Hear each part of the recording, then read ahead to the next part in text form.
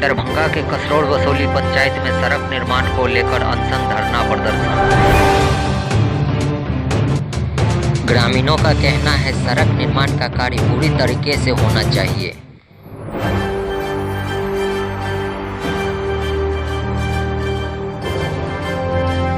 ग्रामीणों का कहना अतिक्रमण हटाओ, सड़क बनाओ। अनशन पे बैठे लोगों का कहना है सरकारी जमीन छोड़ो।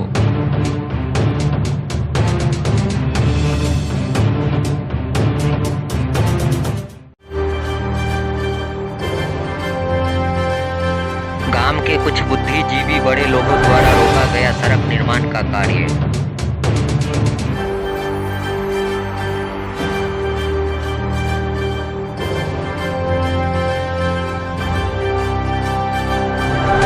कसरौड़ पंचायत के मां ज्वालामुखी मंदिर में धरना प्रदर्शन, समाज सेवी शिवम झा द्वारा उत्तम कार्य।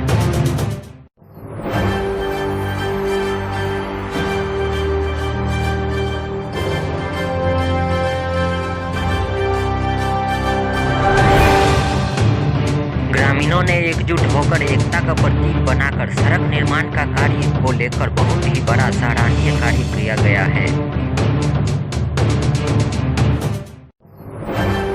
समाज सेवी शिवम झा द्वारा चलाया गया आंदोलन।